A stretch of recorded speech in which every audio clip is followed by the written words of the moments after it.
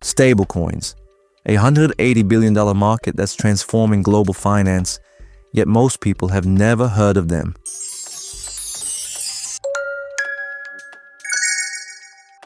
Today, we're diving into this fascinating universe to uncover how these digital dollars are revolutionizing money as we know it. Wow, $180 billion, that's an impressive figure. But I bet many listeners are wondering, what exactly are stablecoins? Think of stablecoins as the sensible cousin in the cryptocurrency family. While Bitcoin and Ethereum are known for their dramatic price swings, stablecoins keep things steady. Cryptocurrencies are designed to maintain a fixed value, usually pegged to something like the US dollar. So if I have one USDC, a popular stablecoin, right? It's always worth about $1. That's right, Jessica. No roller coaster rides like with other cryptocurrencies. And here's what's interesting. There are different stablecoins, each with unique mechanisms to maintain that stability. I'm curious, Otto, how do these stablecoins maintain a stable value in such a volatile market?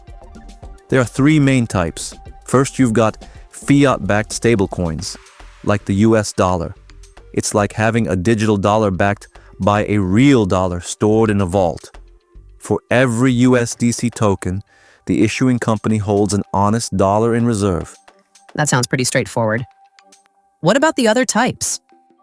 The second type is cryptocurrency-backed stablecoins. They use other cryptocurrencies as collateral. It works like taking out a loan and offering extra collateral for security. For example, DAI uses Ethereum as collateral but usually over-collateralizes for added stability. And the last type? Those are algorithmic stablecoins. They don't have direct reserves, but use algorithms and smart contracts to adjust supply and demand automatically, keeping the price stable. But those algorithmic ones seem riskier. Have we seen issues with them? No doubt about it. The Terra Luna crash in 2022 is a classic example. It was an algorithmic stablecoin that ultimately failed.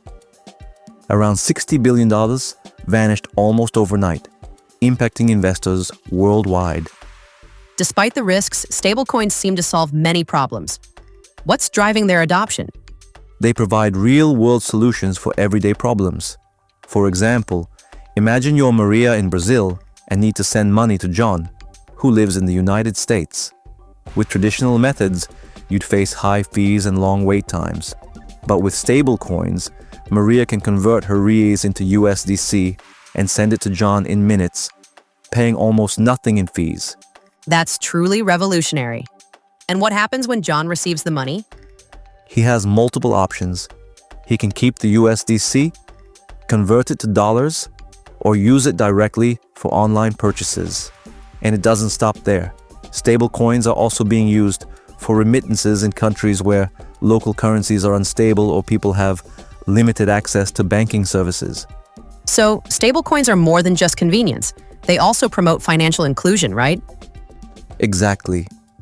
In places with high inflation like Venezuela or Argentina, stablecoins offer a way to preserve value. Imagine living with 50% annual inflation, your savings lose half their value yearly. People can protect themselves from this kind of devaluation by converting to dollar-pegged stablecoins.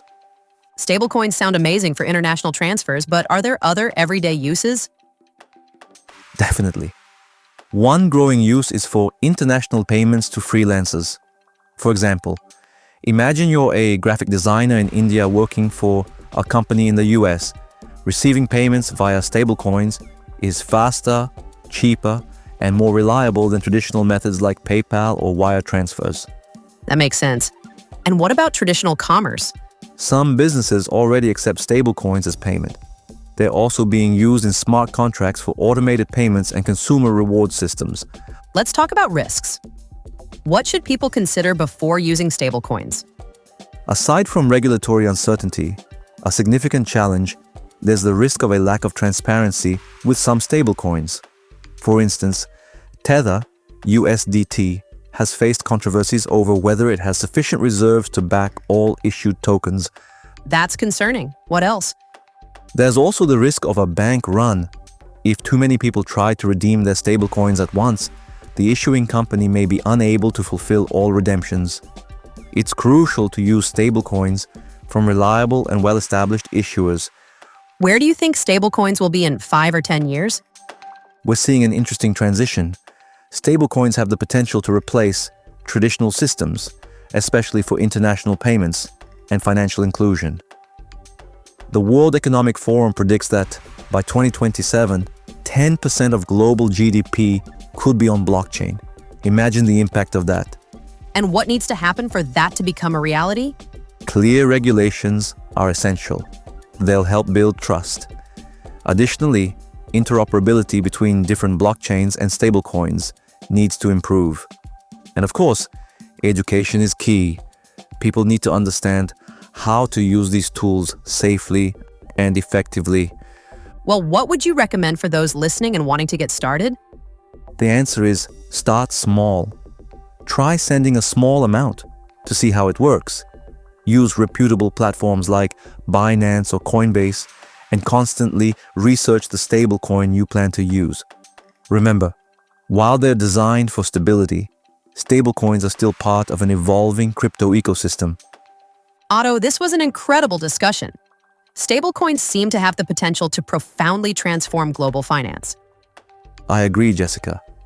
We're just beginning to explore the potential of this market.